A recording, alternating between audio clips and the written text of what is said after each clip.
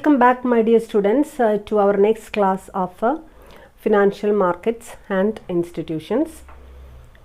And in the previous classes, we were discussing about the important types of money market segments or sub-markets. And you know that all these sub-markets are divided according to the money market instruments we are using there. In each sub-market, a particular type of financial instrument is used, and we have seen that in call money market we are using call money or money at call and short notice. Okay, that's the instrument there. And likewise in bill market we were using two types of bills. They are commercial bills and treasury bills. And we have seen a certificate of deposit market, and in that market we are using a particular type of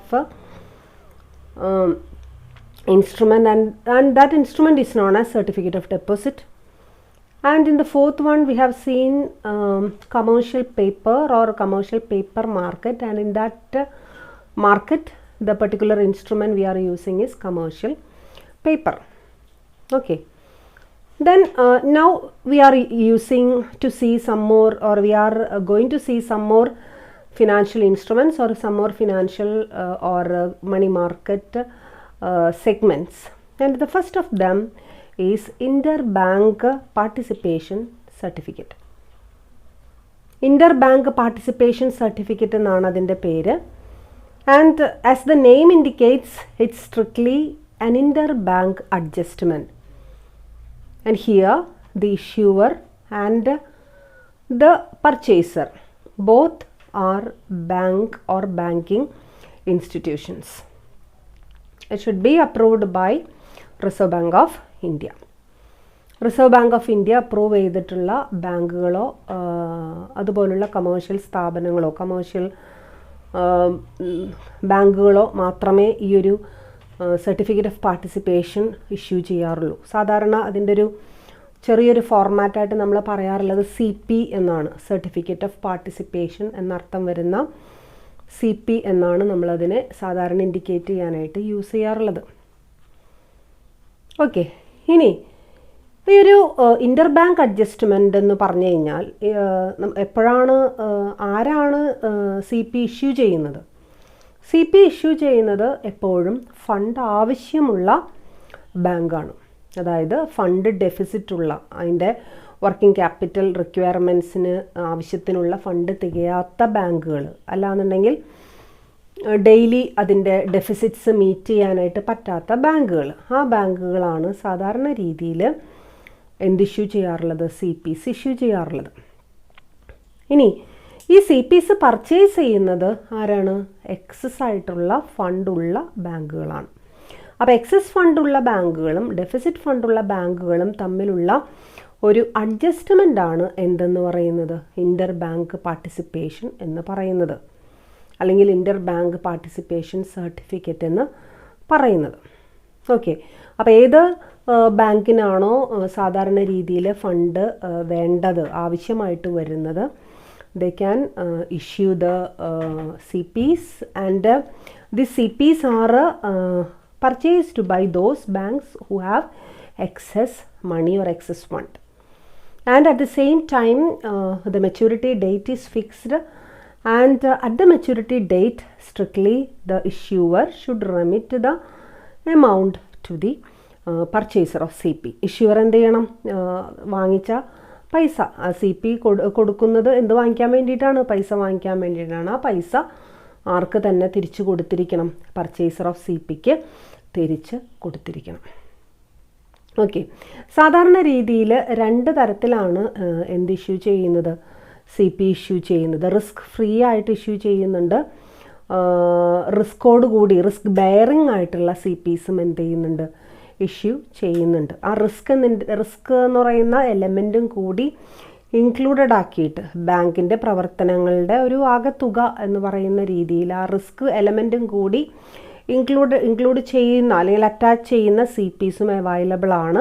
at the same time risk free ആയിട്ടുള്ള CPസും available ആണ്. And ഈ risk sharing basis എന്ന് ഇതിൽ തോതിലാണ് അല്ലെങ്കിൽ ആ ഒരു രീതിയിലാണ് നമ്മൾ ഇഷ്യൂ ചെയ്യുന്നതെങ്കിൽ അത് സാധാരണ രീതിയിൽ 91 to 180 ഡേയ്സിലേക്കാണ് അതെന്ത് ചെയ്യാറുള്ളത്, നമ്മൾ ഇഷ്യൂ ചെയ്യാറുള്ളത്. മിനിമം 90 ഡേയ്സ്, മാക്സിമം 180 ഡേയ്സ് വരെയാണ് ഇഷ്യൂ ചെയ്യാറുള്ളത്. ആൻഡ് റിസ്ക് ഫ്രീ ആയിട്ടുള്ള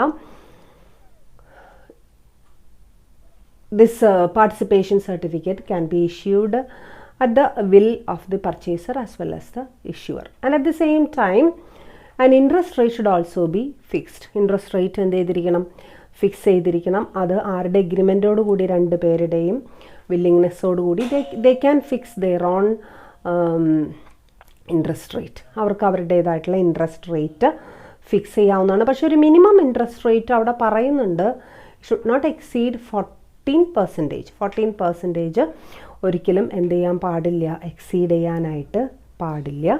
and at the same time CP issue ചെയ്തുകൊണ്ട് നമുക്ക് കളക്ട് ചെയ്യാവുന്ന, ഒരു ഇഷ്യൂവർക്ക് കളക്ട് ചെയ്യാവുന്ന എമൗണ്ടിൽ ലിമിറ്റേഷൻ ഉണ്ട്.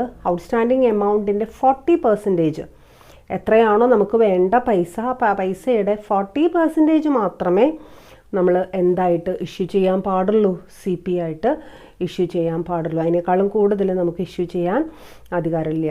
ഓക്കെ, നമുക്ക് വേണ്ട പൈസ മൊത്തമായിട്ടും CPയിലൂടെ നമുക്ക് റേസ് ചെയ്യാനായിട്ട് പറ്റില്ല എന്നുള്ളതാണ് അതിലൂടെ നമുക്ക് എന്ത് ചെയ്യാൻ പറ്റുക, അറിയാനായിട്ട് സാധിക്കുക. And the main object of introducing the scheme was to provide certain element of liquidity to the portfolio of banks, particularly in the credit segment. Credit സെഗ്മെൻറ്റിൽ ബാങ്കുകൾക്ക് ഒരു വിധത്തിൽ അല്ലെങ്കിൽ മറ്റൊരു വിധത്തിൽ ഒരു ലിക്വിഡിറ്റി പ്രൊവൈഡ് ചെയ്യുക എന്നുള്ളതായിരുന്നു ഈ ഒരു ഇൻ്റർ ബാങ്ക് പാർട്ടിസിപ്പേഷൻ സർട്ടിഫിക്കറ്റ് കൊണ്ട് നമ്മൾ എന്ത് ചെയ്യുന്നത്, അർത്ഥമാക്കുന്നത്. സോ അതായിരുന്നു അതിൻ്റെ പ്രധാനപ്പെട്ട ഉദ്ദേശം. Next type of segment is money market mutual funds.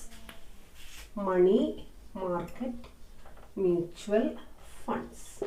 So MMFS. Okay, money market mutual ഫണ്ട്സുകളാണ് അടുത്ത ഒരു സെഗ്മെൻറ്റ് അല്ലെങ്കിൽ അടുത്തൊരു ഇൻസ്ട്രുമെൻ്റ് ആയിട്ട് നമ്മൾ കണക്കാക്കും. നിങ്ങൾ മ്യൂച്വൽ ഫണ്ടിനെ കുറിച്ച് പഠിച്ചിട്ടുണ്ട് അല്ലേ? എന്താണ് മ്യൂച്വൽ ഫണ്ടുകൾ? മ്യൂച്വൽ ഫണ്ടുകൾ എന്ന് പറഞ്ഞു കഴിഞ്ഞാൽ ഇൻവെസ്റ്റേഴ്സിൻ്റെ കയ്യിൽ നിന്നും പൈസ വാങ്ങിച്ച് അത് ഷെയറുകളിലോ മറ്റ് സെക്യൂരിറ്റീസിലോ ഇൻവെസ്റ്റ് ചെയ്ത് ആ ഇൻവെസ്റ്റ്മെൻറ്റിന് കിട്ടുന്ന റിട്ടേൺസ് വീണ്ടും ഇൻവെസ്റ്റേഴ്സിലേക്ക് ഡിവൈഡ് ചെയ്ത് കൊടുക്കുന്ന പൊതു ഫണ്ടുകളെ വിളിക്കുന്ന പേരാണ് എന്ത്, mutual fund. And here this money market mutual fund means that these mutual funds will only invest in money market instruments. ഈ മ്യൂച്വൽ ഫണ്ടിൻ്റെ പ്രത്യേകത എന്താണെന്ന് വെച്ച് കഴിഞ്ഞാൽ ഈ മ്യൂച്വൽ ഫണ്ട് എവിടെ മാത്രമേ ഇൻവെസ്റ്റ് ചെയ്യുള്ളൂ, മണി മാർക്കറ്റ് ഇൻസ്ട്രുമെൻസുകളിൽ മാത്രമേ ഇൻവെസ്റ്റ്മെൻറ്റുകൾ നടത്തുകയുള്ളൂ.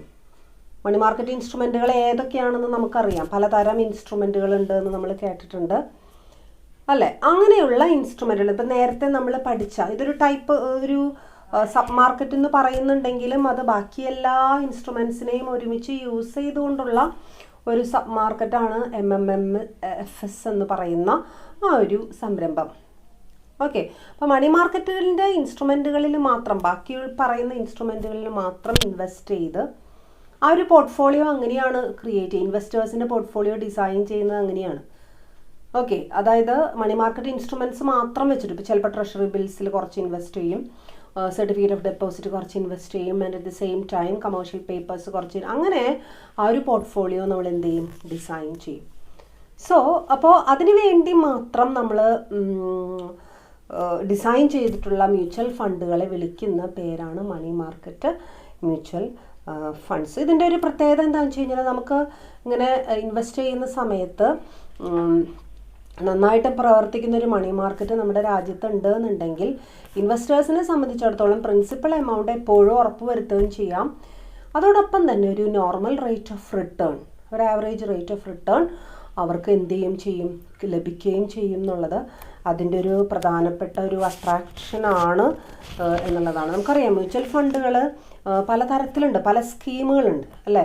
അതിൽ ഓരോന്നിലും ഓരോ ടൈപ്പ് ഓഫ് ഇൻസ്ട്രുമെൻറ്റുകൾക്കാണ് മുൻതൂക്കം. ചിലപ്പോൾ ഡെറ്റ് ഇൻസ്ട്രുമെൻറ്റുകൾക്കായിരിക്കാം, ഇക്വിറ്റി ഷെയറുകൾക്കായിരിക്കാം ഒക്കെ പ്രാധാന്യം കൊടുത്തിട്ട് നമ്മൾ അതിൻ്റേതായിട്ടുള്ള ചില ഉദ്ദേശങ്ങളുണ്ട് അല്ലേ. പക്ഷേ ഇവിടുത്തെ ഉദ്ദേശം മണി മാർക്കറ്റ് മ്യൂച്വൽ ഫണ്ടുകൾ എന്ന് പറയുമ്പോൾ അവിടുത്തെ പ്രധാനപ്പെട്ട ഉദ്ദേശം എന്ന് പറയുന്നത് എന്തിൽ മാത്രം ഇൻവെസ്റ്റ് ചെയ്യുക, അതൊരു കൺഫൈൻഡാണത്. അത് മണി മാർക്കറ്റ് ഇൻസ്ട്രുമെൻറ്റുകളിൽ മാത്രമേ നമുക്ക് എന്ത് ചെയ്യാനായിട്ട് പറ്റുള്ളൂ, ഇൻവെസ്റ്റ്മെൻറ്റ് നടത്താനായിട്ട് സാധിക്കും. ഇനി പലതരം മണി മാർക്കറ്റ് മ്യൂച്വൽ ഫണ്ടുകളുണ്ട്. അതിൽ ഒന്നാമത്തേതെന്ന് പറയുന്നത് ഇൻസ്റ്റിറ്റ്യൂഷണൽ മ്യൂച്വൽ ഫണ്ടുകളാണ്. ഇൻസ്റ്റിറ്റ്യൂഷണൽ മ്യൂച്വൽ ഫണ്ടുകൾ സാധാരണ രീതിയിൽ ആ ഫണ്ട് ഹോൾഡർ, അതിൻ്റെ ഹോൾഡേഴ്സ് എന്ന് പറയുന്നത് അല്ലെങ്കിൽ അത് സ്പോൺസേഴ്സ് എന്ന് പറയുന്നത് മിക്കവാറും ഗവൺമെൻറ് ആയിരിക്കും.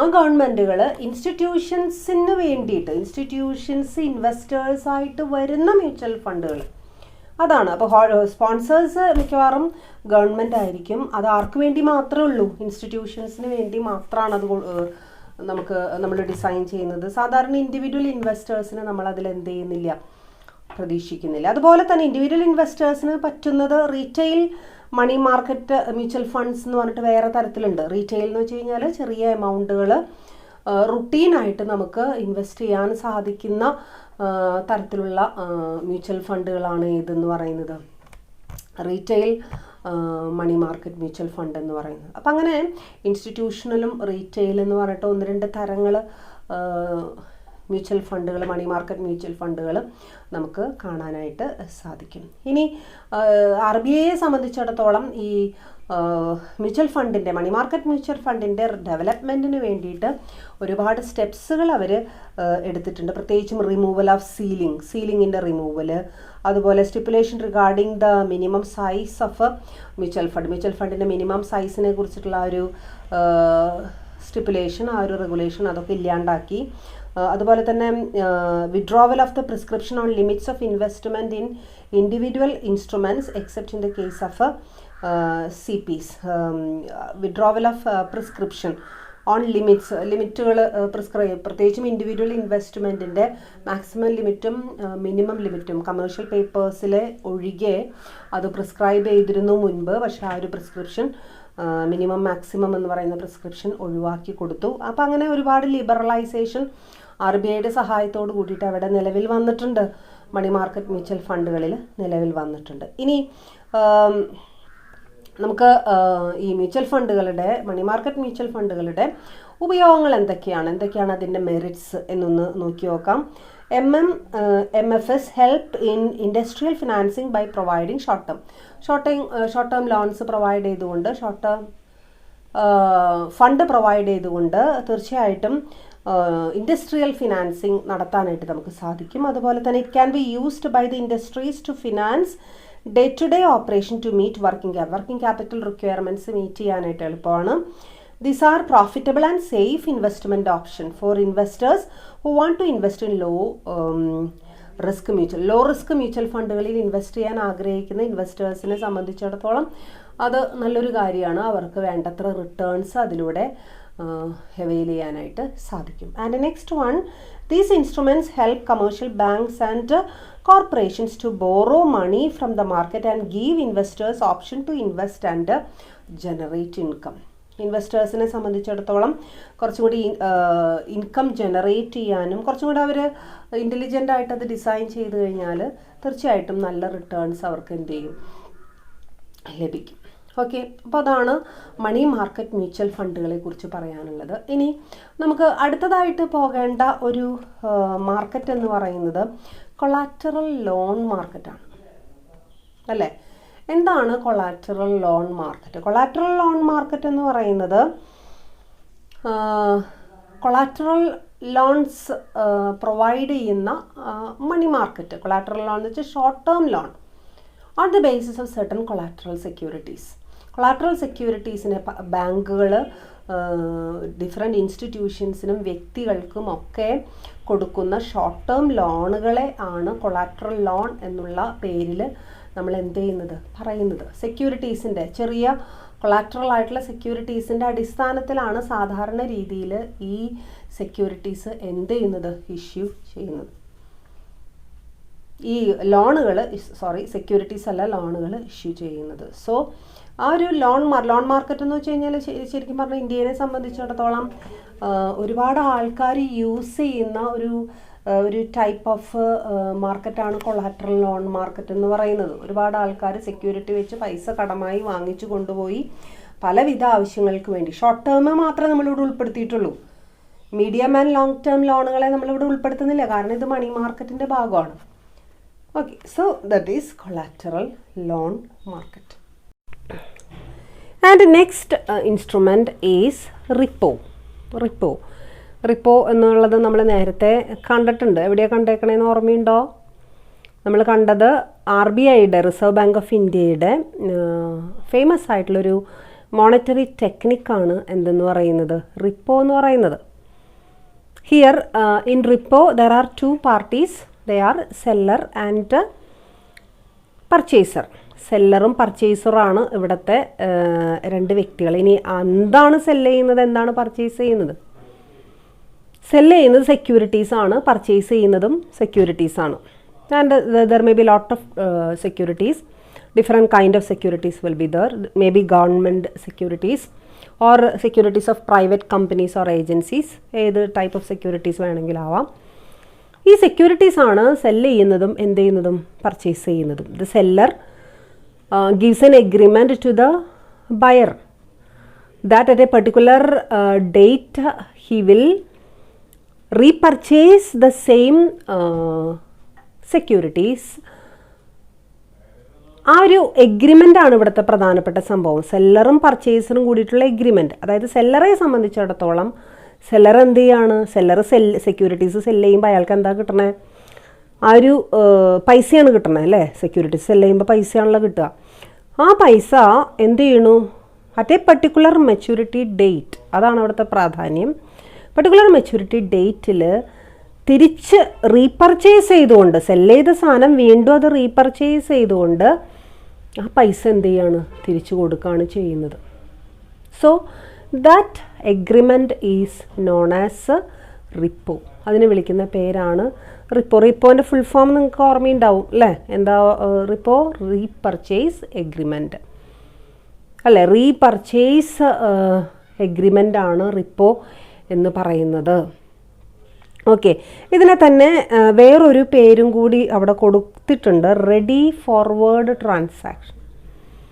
റെഡി ഫോർവേഡ് ട്രാൻസാക്ഷൻ ഞാനിപ്പോൾ നേരത്തെ പറഞ്ഞു, seller gives an agreement to repurchase the securities. At the same time ആ ഒരു സമയത്ത് തന്നെ buyer gives the agreement to, buyer എന്താ ചെയ്യണേ, എഗ്രിമെൻറ്റ് ടു റീസെല്ല് എന്ന് പറയാൻ പറ്റില്ല, to sell the securities to the seller അല്ലേ. സെല്ലർക്ക് അത് തിരിച്ച് എന്ത് ചെയ്യാം, കൊടുക്കാം എന്നുള്ളൊരു എഗ്രിമെൻറ്റും കൂടെ അവിടെ ആര് വെക്കുന്നുണ്ട്, പർച്ചേസർ വെക്കുന്നുണ്ട്. ആ ഒരു രണ്ടും കൂടെ അങ്ങനെ ഇത് കോയിൻസൈഡ് ചെയ്ത് പോയാലാണ് ആ എഗ്രിമെൻ്റ് എന്താവുള്ളൂ, ശരിയാവുള്ളൂ. ഓക്കെ, ഇവിടെ ഇതിനെ repo, such a transaction is called a repo when viewed from the perspective of the seller of securities. Seller of സെക്യൂരിറ്റീസിൻ്റെ ആ ഒരു ഇതിൽ നിന്ന് ചിന്തിക്കുമ്പോൾ അതെന്താണ്, റിപ്പോ ആണ്. അറ്റ് ദ സെയിം ടൈം ബയറുടെ ഒരു പൊസിഷനിൽ നിൽക്കുമ്പോൾ അതെന്താണ്, റിപ്പോ ആണ്. നേരെ റിവേഴ്സാണ് പോണത് അല്ലേ. അതായത് സെല്ലർ കൊടുക്കുന്ന എഗ്രിമെൻറ്റിന് നേരെ ഓപ്പോസിറ്റ് ആയിട്ടുള്ള, നേരെ റിവേഴ്സ് ആയിട്ടുള്ള എഗ്രിമെൻ്റ് ആണ് ആര് കൊടുക്കണത്, പർച്ചേസർ കൊടുക്കണത്. അതാണ് അതുകൊണ്ടാണ് രണ്ടുപേരുടെയും പൊസിഷനിൽ വ്യത്യാസമുണ്ട്. അപ്പോൾ സെല്ലറുടെ പൊസിഷനിൽ വരുമ്പോൾ അത് റിപ്പോ എന്നും, ബയറുടെ ഭാഗത്തു നിന്ന് ചിന്തിക്കുമ്പോൾ അത് എന്തായിട്ടാണ് വരിക, റിവേഴ്സ് റിപ്പോ ആയിട്ടാണ് വരിക. അതുതന്നെയാണ് RBIയുടെ മെയിനായിട്ടുള്ളൊരു മോണിറ്ററി പോളിസിയാണത്, ഒരു മോണിറ്ററി ടെക്നിക്കാണ്. മോണിറ്ററി കൺട്രോളിന് വേണ്ടിയിട്ട് യൂസ് ചെയ്യുന്ന ടെക്നിക്കാണ് എന്തെന്ന് പറയുന്നത്, റിപ്പോ എന്ന് പറയുന്നത്. റിപ്പോ എന്ന് പറയുന്നത് ഏറ്റവും വലിയൊരു മണി മാർക്കറ്റ് ഇൻസ്ട്രുമെൻ്റ് ആണ്, ഏറ്റവും വലിയൊരു മണി മാർക്കറ്റ് സെഗ്മെൻ്റ് ആണ്. Okay, the lender or buyer in a repo is entitled to receive compensation for use of funds provided to the counter party.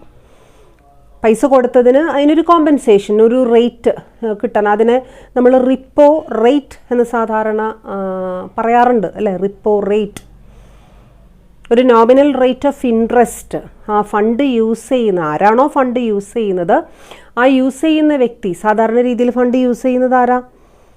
സെല്ലറാണ് use ചെയ്യുന്നത് അല്ലേ. സെല്ലറാണ് യൂസ് ചെയ്യുന്നത്. സെക്യൂരിറ്റി സെല്ല് ചെയ്യുന്ന ആൾക്കാണ് പൈസ കിട്ടുന്നത്. ആ ഫണ്ടാണ് അയാൾ യൂസ് ചെയ്യുന്നത്. അതേസമയം ഒരു മെച്യൂരിറ്റി ഡേറ്റ് ആകുമ്പോൾ തിരിച്ച് അയാൾ അത് എന്ത് ചെയ്യാണ്? തിരിച്ചത് ബയർക്ക് തന്നെ എന്ത് ചെയ്യാണ്? കൊടുക്കുകയാണ് അല്ലേ. ബയർക്ക് കൊടുക്കുകയല്ല ചെയ്യുന്നത്, ബയർക്ക് ആ പൈസ കൊടുക്കണു. അതേസമയം ബയർ തിരിച്ച് സെക്യൂരിറ്റി ആർക്ക് കൊടുക്കണു? സെല്ലർക്ക് കൊടുക്കണു. മനസ്സിലായോ? സോ ആ ഫണ്ട് ഉപയോഗിക്കുന്ന വ്യക്തി ഒരു റേറ്റ് ഓഫ് ഇൻട്രസ്റ്റ് ആർക്ക് കൊടുക്കേണ്ടതാണ്? ഇൻവെസ്റ്റർക്ക് അല്ലെങ്കിൽ ബയർക്ക് കൊടുക്കേണ്ടതാണ്. ആ റേറ്റ് ഓഫ് ഇൻട്രസ്റ്റിനെ നമ്മൾ വിളിക്കുന്ന പേരാണ് എന്ത്? Repo rate. And the rate of interest agreed upon is called repo rate. And the repo rate is negotiated by the counterparties independently of the coupon rate or rates of underlying securities and is influenced by overall money market conditions. സാധാരണ രീതിയിൽ ബയറും സെല്ലറും കൂടിയിട്ടാണ് അത് എന്ത് ചെയ്യുന്നത്? Fix ചെയ്യുന്നത്. അവർക്കത് fix ചെയ്യാനായിട്ടുള്ള അധികാരമുണ്ട്. But at the same time we should also consider the prevalent situations in the money market situations കൂടി എന്ത് ചെയ്യേണ്ടതാണ്? നമ്മൾ അനലൈസ് ചെയ്യേണ്ടതാണ്. And next we can see the important changes implemented by RBI in the case of റിപ്പോസിൻ്റെ കേസിൽ implement ചെയ്തിട്ടുള്ള പ്രധാന guide ലൈൻസുകൾ, പ്രധാനപ്പെട്ട changes എന്തൊക്കെയാണെന്ന് നമുക്ക് ജസ്റ്റ് ഒന്ന് നോക്കാം. First one, all government securities are eligible for repos. എല്ലാ ഗവൺമെൻറ് സെക്യൂരിറ്റീസും നമുക്ക് വാങ്ങിക്കാനും സെല് ചെയ്യാനൊക്കെ പറ്റും റിപ്പോസിൻ്റെ ബേസിസിൽ. രണ്ടാമത്തെ, primary dealers are allowed to take both repos, reverse repos transactions. Primary dealers, money മാർക്കറ്റിൽ പ്രവർത്തിക്കുന്ന പ്രൈമറി ഡീലേഴ്സ്, റുട്ടീനായിട്ടുള്ള ഡീലേഴ്സിന് റിപ്പോസും റിവേഴ്സ് റിപ്പോസും ബയറായിട്ടും പ്രവർത്തിക്കാം, സെല്ലറായിട്ടും പ്രവർത്തിക്കാം. And non bank participants have also been allowed.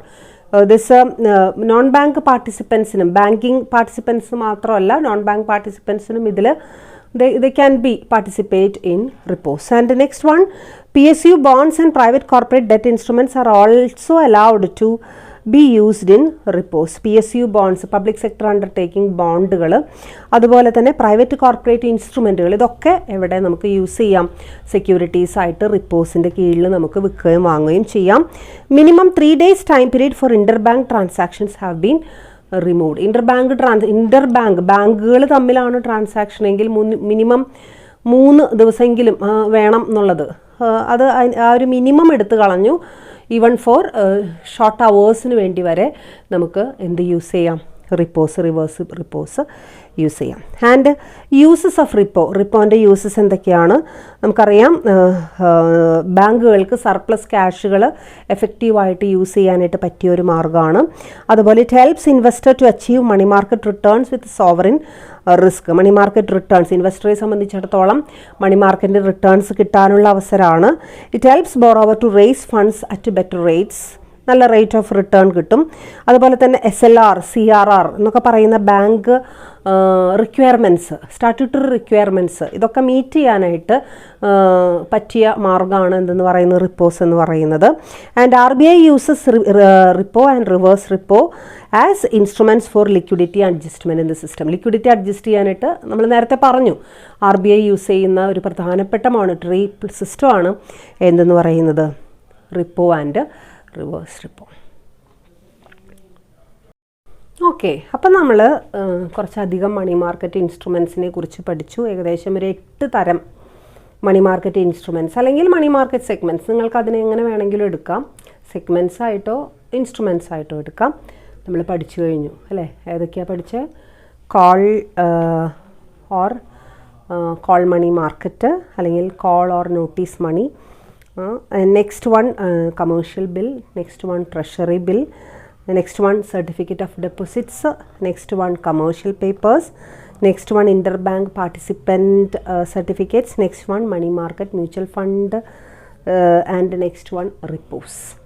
Okay, അപ്പോൾ ഇതൊക്കെ പലതരത്തിലുള്ള മണി മാർക്കറ്റ് ഇൻസ്ട്രുമെൻറ്റ്സ് ആണ്. സോ നന്നായിട്ട് പഠിക്കണം. ഓക്കെ, ഇനി നമുക്ക് അടുത്ത ഒരു സെക്ഷനിലേക്ക് കടക്കാം. That is what are the differences between money market and capital market. Money മാർക്കറ്റും ക്യാപിറ്റൽ മാർക്കറ്റും തമ്മിലുള്ള പ്രധാന ഡിഫറൻസുകളാണ് നമ്മൾ എന്ത് ചെയ്യുന്നത് നോക്കുന്നത്. നമുക്കറിയാം മണി മാർക്കറ്റ് എന്ന് പറഞ്ഞു കഴിഞ്ഞാൽ ഷോർട്ട് ടേം ഫണ്ടുകളാണ് വരുന്നത്. ക്യാപിറ്റൽ മാർക്കറ്റ് എന്ന് പറഞ്ഞു കഴിഞ്ഞാൽ ലോങ് ടേം ഫണ്ടുകളാണ് വരുന്നത്. മണി മാർക്കറ്റ് എന്ന് പറഞ്ഞാൽ there are special type of instruments there. In the capital market also there are unique type of instruments and the regulatory bodies are different in money market and capital market. At the same time, money market is the basis upon which the capital market will function. If the money market functions well, capital market will also be good. Otherwise, it cannot function smoothly. So these are the differences between money market and capital market, and we can see it one by one. The first one is in the case of fund. Fund is the first point. Fund ഏത് തരം നമ്മൾ നേരത്തെ പറഞ്ഞു. In money market we are using short term funds and instruments for providing short term funds. But in capital market we are using capital or long term funds, and there are special type of instruments for providing capital funds. ഫണ്ടിൻ്റെ ബേസിസിൽ തന്നെ എന്തുണ്ട്, difference ഉണ്ട്. Second one is need എന്ന് പറഞ്ഞു കഴിഞ്ഞാൽ എന്താവശ്യത്തിന് വേണ്ടി. നമ്മൾ short term funds ആണെന്ന് പറഞ്ഞു. ഷോർട്ട് ടേം ഫണ്ടുകൾ ഷോർട്ട് ടേം നീഡ്സിന് വേണ്ടിയിട്ടാണ്, എസ്പെഷ്യലി വർക്കിംഗ് ക്യാപിറ്റൽ നീഡ്സിന് വേണ്ടിയിട്ടാണ് എന്ത് ചെയ്യുന്നത്, ഉപയോഗിക്കുന്നത്. Especially the needs of government and other business operations. ഗവൺമെൻറ്റിൻ്റെ ഷോർട്ട് ടേം ഫണ്ടുകൾ, ഷോർട്ട് ടേം നീഡുകൾ, അതുപോലെ തന്നെ ബാക്കി ബിസിനസ് എൻറ്റിറ്റീസിൻ്റെ ഷോർട്ട് ടേം നീഡുകൾ സാറ്റിസ്ഫൈ ചെയ്യുക എന്നുള്ളതാണ് ഉദ്ദേശം. അതേസമയം ക്യാപിറ്റൽ മാർക്കറ്റ് ലോങ് ടേം ഫണ്ടാണ് പ്രൊവൈഡ് ചെയ്യുന്നത്, ലോങ് ടേം നീഡ്സിന് വേണ്ടിയിട്ടുള്ള ഫണ്ടാണ് പ്രൊവൈഡ് ചെയ്യുന്നത്. And next one instruments. Money മാർക്കറ്റിൽ യൂസ് ചെയ്യുന്ന ഇൻസ്ട്രുമെൻറ്റ്സ് നമ്മളിപ്പോൾ തൊട്ട് മുമ്പ് പഠിച്ചു തീർന്നുള്ളൂ അല്ലേ, അതേതൊക്കെയാണെന്ന് ഇനി ആവർത്തിക്കുന്നില്ല. At the same time in the capital market we are using certain types of instruments like shares, debentures അല്ലേ, കേട്ടിട്ടുണ്ട് നിങ്ങൾ. ഷെയറുകൾ, ഡിബഞ്ചറുകൾ, അതോടൊപ്പം തന്നെ ബോണ്ടുകൾ of government as well as quasi government as well as private agencies. ഇതൊക്കെ ക്യാപിറ്റൽ മാർക്കറ്റിൽ use ചെയ്യുന്ന ഇൻസ്ട്രുമെൻറ്റുകളാണ്. അപ്പോൾ പ്രത്യേകതയുണ്ട് അല്ലേ. ഷെയറും ഡിബഞ്ചറൊന്നും നമ്മൾ എവിടെ കണ്ടില്ല, മണി മാർക്കറ്റിൽ കണ്ടില്ല. അതെവിടെയാണ് വരിക, ക്യാപിറ്റൽ മാർക്കറ്റിലാണ് വരുന്നത്. ഓക്കെ, ആൻഡ് നെക്സ്റ്റ് ഡിഫറൻസ് എന്ന് പറയുന്നത് ഇൻസ്റ്റിറ്റ്യൂഷൻസിൻ്റെ കേസിലാണ്. ഇൻസ്റ്റിറ്റ്യൂഷൻസ് ഗവേൺ ചെയ്യുന്ന ഇൻസ്റ്റിറ്റ്യൂഷൻസ് ആണ് മെയിനായിട്ട്. ഇപ്പോൾ മണി മാർക്കറ്റിനെ സംബന്ധിച്ചിടത്തോളം അവിടുത്തെ മെയിൻ ഇൻസ്റ്റിറ്റ്യൂഷൻ എന്ന് പറയുന്നത് RBIയും അതോടൊപ്പം തന്നെ RBIയോട് ചേർന്ന് നിന്നുകൊണ്ട് ഗവൺമെൻറ്റും. ഓക്കെ, ഇവരാണ് രണ്ട് പ്രധാനപ്പെട്ട ഇൻസ്റ്റിറ്റ്യൂഷണൽ സെറ്റപ്പായിട്ട് എന്ത് ചെയ്യുന്നത്, വരുന്നത്. But at the same time in capital market there are so many investment banks, അതുപോലെ insurance companies, finance houses are the major institutions in the. Investment companies ആയിരിക്കാം, ഇൻഷുറൻസ് കമ്പനീസ് ആയിരിക്കാം, ഫിനാൻസിങ് കമ്പനി, ഇവരൊക്കെ എന്തിൻ്റെ ഭാഗമായിട്ട് വരുന്ന ഇൻസ്റ്റിറ്റ്യൂഷൻസ് ആണ്, capital മാർക്കറ്റിൻ്റെ ഭാഗമായിട്ട് വരുന്ന ഇൻസ്റ്റിറ്റ്യൂഷൻസ് ആണ്. Next one relationship with central bank. അപ്പോൾ നേരത്തെ നമ്മൾ ഇൻസ്റ്റിറ്റ്യൂഷൻസിനെ കുറിച്ച് പഠിച്ചപ്പോൾ ഏകദേശം ഇതിൽ മണി മാർക്കറ്റിനാണോ ക്യാപിറ്റൽ മാർക്കറ്റിനാണോ സെൻട്രൽ ബാങ്കായിട്ട്, അതായത് RBI ആയിട്ട് ഏറ്റവും കൂടുതൽ കണക്ഷൻ വരുന്നത് ആർക്ക് തന്നെയാണ്, മണി മാർക്കറ്റിനാണ്. മണി മാർക്കറ്റിലാണ് സെൻട്രൽ ബാങ്ക് കൂടുതൽ എന്ത് ചെയ്യുന്നത്, പ്രവർത്തിക്കുന്നത്. അതിലൂടെ മണി മാർക്കറ്റിലൂടെ മാത്രമേ ക്യാപിറ്റൽ മാർക്കറ്റിന് എന്തുണ്ടാക്കിയെടുക്കാൻ സാധിക്കുള്ളൂ, സെൻട്രൽ ബാങ്കുമായിട്ടുള്ള കണക്ഷൻ, ആ ഒരു ലിങ്ക് ഉണ്ടാക്കിയെടുക്കാൻ സാധിക്കുള്ളൂ. And next one regulation of the market. ആ ഒരു കൺട്രോളിങ് എങ്ങനെയാണ് വരുന്നത്. Commercial banks are closely regulated in the money market and the institutions are not much regulated in capital market. Money മാർക്കറ്റിൽ ഭയങ്കര റെഗുലേഷനാണ്. ഭയങ്കര റെഗുലേഷൻ എന്ന് വെച്ച് കഴിഞ്ഞാൽ each and every activities, each and every steps can be taken only with the permission of central bank or with the government. But അത്രയും regulation എവിടെ ഇല്ല? ക്യാപിറ്റൽ മാർക്കറ്റിൽ ഇല്ല. ആൻഡ് റെഗുലേഷൻ തീരെ ഇല്ല എന്നല്ല പറയുന്നത്, പക്ഷേ കുറച്ചും കൂടെ സ്ട്രിക്റ്റ് ആയിട്ടുള്ള റെഗുലേഷൻ വരുന്നത് എവിടെയാണ്? മണി മാർക്കറ്റിലാണ്. And next one is degree of റിസ്കിൻ്റെ ഡിഗ്രി. അത് നമുക്കറിയാം, ഷോർട്ട് ടേം ഫണ്ട്സ് ആണ് മണി മാർക്കറ്റിൽ. മാത്രമല്ല മാക്സിമം സെക്യൂരിറ്റിയും ഉണ്ട് മണി മാർക്കറ്റിൽ. അപ്പോൾ അതുകൊണ്ട് തന്നെ റിസ്ക് കുറവ് എവിടെ തന്നെയാണ്? മണി മാർക്കറ്റിലാണ്. അതേസമയം ക്യാപിറ്റൽ മാർക്കറ്റിൽ ഫണ്ട് കുറച്ച് ലോങ് ടേം ഫണ്ടുകളാണ് നമ്മൾ യൂസ് ചെയ്യണേ. അത്രയും നമ്മളിപ്പോൾ നേരത്തെ റെഗുലേഷൻ്റെ കേസ് പറഞ്ഞിരുന്നു, അത്രയും സ്ട്രോങ് ആയിട്ടുള്ളൊരു റെഗുലേഷൻ എവിടെ നടക്കണില്ല, ഈ ഒരു ക്യാപിറ്റൽ മാർക്കറ്റിൽ നടക്കണില്ല. അപ്പോൾ അതുകൊണ്ട് തന്നെ റിസ്ക് കൂടുതൽ എവിടെയാണ്? ക്യാപിറ്റൽ മാർക്കറ്റിലാണ്. Okay, so these are the important differences between money market and capital market. We have seen funds, we have seen need, instruments, institutions, and at the same time relation with central bank, regulation of the market, and degree of the risk. These are the basis of differences between money market and capital. And our next topic is defects of Indian money market. Indian money market inde defects ആണ് നമ്മുടെ അടുത്ത topic എന്ന് പറയുന്നത്. നമുക്കറിയാം ഇത്രയധികം റെഗുലേഷൻസും കൃത്യമായിട്ടുള്ള മോണിറ്ററിങ്ങും ഉണ്ടായിട്ട് കൂടി ഇന്ത്യൻ മണി മാർക്കറ്റിനെ സംബന്ധിച്ചിടത്തോളം ഒരുപാട് ലിമിറ്റേഷൻസ് അതെന്ത് ചെയ്യുന്നുണ്ട്? ഫേസ് ചെയ്യുന്നുണ്ട്. അതെന്തൊക്കെയാണെന്ന് നമുക്ക് നോക്കാം. അതിൽ ആദ്യം പറയുന്നത്, ആദ്യത്തെ ഏറ്റവും പ്രധാനപ്പെട്ട ഡീമെറിറ്റ് എന്ന് പറയുന്നത് എക്സിസ്റ്റൻസ് ഓഫ് അൺഓർഗനൈസ്ഡ് മണി മാർക്കറ്റാണ്.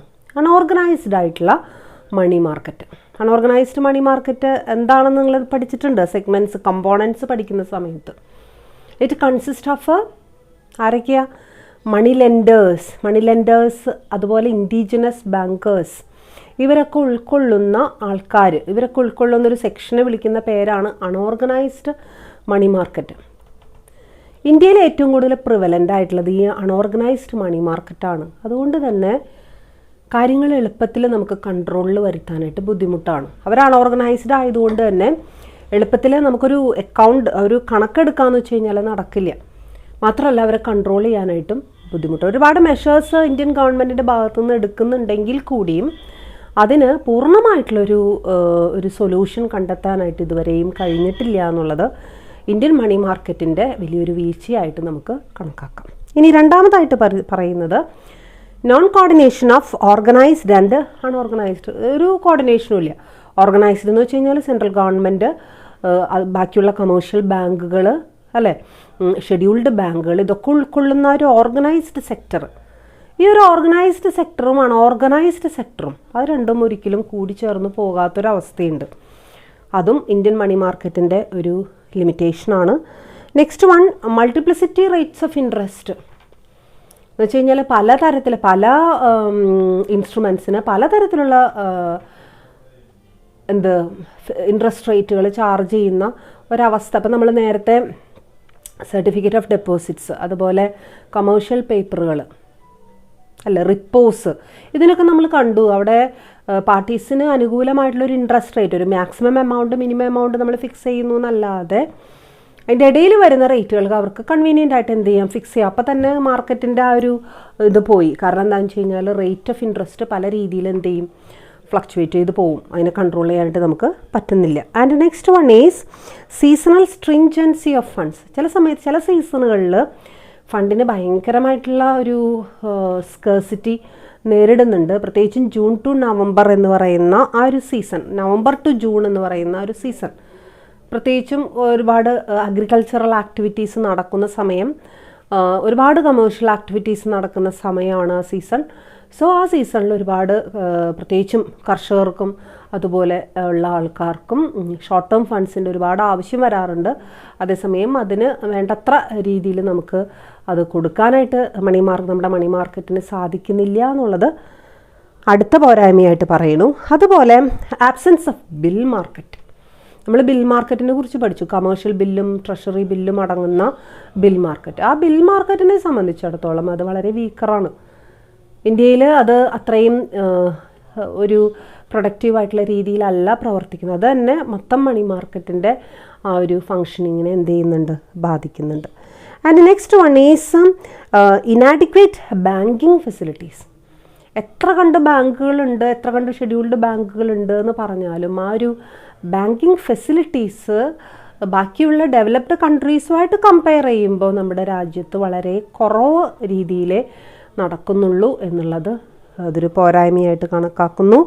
അതുപോലെ absence of well organised banking system, നല്ലൊരു ഓർഗനൈസ്ഡ് ബാങ്കിങ് സിസ്റ്റത്തിൻ്റെ പോരായ്മ അത് കാണുന്നു. അതോടൊപ്പം തന്നെ absence of specialised financial institutions, special പർപ്പസിന് വേണ്ടിയിട്ട് ഫോർമുലേറ്റ് ചെയ്യുന്ന ഫിനാൻഷ്യൽ ഇൻസ്റ്റിറ്റ്യൂഷൻസ് ഇന്ത്യയിൽ വളരെ കുറവാണ് എന്നുള്ളതും അതിൻ്റെ ഒരു പോരായ്മയാണ്. അതുപോലെ തന്നെ absence of sufficient sub market, അത്യാവശ്യത്തിന് വേണ്ട അത്ര ഒരു ഫിനാൻഷ്യൽ ഇൻസ്ട്രുമെൻറ്റ്സ് എവിടെ ലഭ്യമല്ല, മണി മാർക്കറ്റിൽ ലഭ്യമല്ല എന്നുള്ളതും വലിയൊരു പോരായ്മയായിട്ട് നമ്മൾ കണക്കാക്കും. അപ്പോൾ ഇതൊക്കെയാണ് പ്രധാനമായും നമ്മുടെ ഇന്ത്യൻ മണി മാർക്കറ്റിൻ്റെ ലിമിറ്റേഷൻസ് ആയിട്ട് നമ്മൾ എന്ത് ചെയ്യുന്നത്, കണക്കാക്കുന്നത്. സോ ഇനി നമുക്ക് പഠിക്കാനുള്ളത് measures taken by RBI to remove defects ആണ്. ഇതൊക്കെ പോരായ്മയാണെങ്കിലും ഈ പോരായ്മകളെയൊക്കെ തരണം ചെയ്യാനായിട്ട് എത്രത്തോളം സ്റ്റെപ്പുകൾ നമ്മുടെ RBI എടുക്കുന്നുണ്ട് എന്നുള്ളതാണ് നമുക്കിവിടെ എന്ത് ചെയ്യാനുള്ളത്, നോക്കാനുള്ളത്. അടുത്തതായിട്ട് എന്തിനേലും അത്യാവശ്യം ടോപ്പിക്കുകളിലൂടെ നമ്മളിപ്പോൾ കടന്നുപോയി. എന്താണ് ഇൻ്റർ ബാങ്ക് പാർട്ടിസിപ്പേഷൻ സർട്ടിഫിക്കറ്റ് എന്നുള്ളത് നമ്മൾ പഠിച്ചു. അതുപോലെ തന്നെ അതോടൊപ്പം തന്നെ നമ്മൾ അതിൻ്റെ താഴെയായിട്ട് പഠിച്ചത് മണി മാർക്കറ്റ് മ്യൂച്വൽ ഫണ്ടുകളെ കുറിച്ച്, അതോടൊപ്പം തന്നെ കൊളാട്രൽ ലോൺ മാർക്കറ്റിനെ കുറിച്ച്, റിപ്പോസിനെ കുറിച്ച് നമ്മൾ പഠിച്ചു. അതുപോലെ difference between capital market and money market നമ്മൾ എന്തൊക്കെയാണ് ഡിഫറൻസുകൾ എന്നുള്ളത് നമ്മൾ കണ്ടു. അതോടൊപ്പം ഡിഫെക്ട്സ് ഓഫ് ഇന്ത്യൻ മണി മാർക്കറ്റും നമ്മൾ കണ്ടു. അപ്പോൾ അത്യാവശ്യം ടോപ്പിക്സുകൾ നമ്മൾ കവർ ചെയ്തിട്ടുണ്ട്. സോ നമുക്ക് മെഷേഴ്സ് RBI എടുത്തിട്ടുള്ള മെഷേഴ്സ് നമുക്ക് എന്തിനേലും അടുത്ത ക്ലാസ്സിൽ എന്ത് ചെയ്യാം, കാണാം. നിങ്ങൾ നന്നായിട്ട് ടെക്സ്റ്റ് ബുക്ക് എന്ത് ചെയ്ത് നോക്കണം, വായിച്ച് നോക്കണം. എങ്കിൽ മാത്രമാണ് നിങ്ങൾക്ക് എന്ത് ചെയ്യാനായിട്ട് സാധിക്കുള്ളൂ, ആ ഓരോ പോയിൻറ്റ്സ് മനസ്സിലാക്കിയെടുക്കാനായിട്ട് സാധിക്കുള്ളൂ. So study well. We can see in the next class. Goodbye.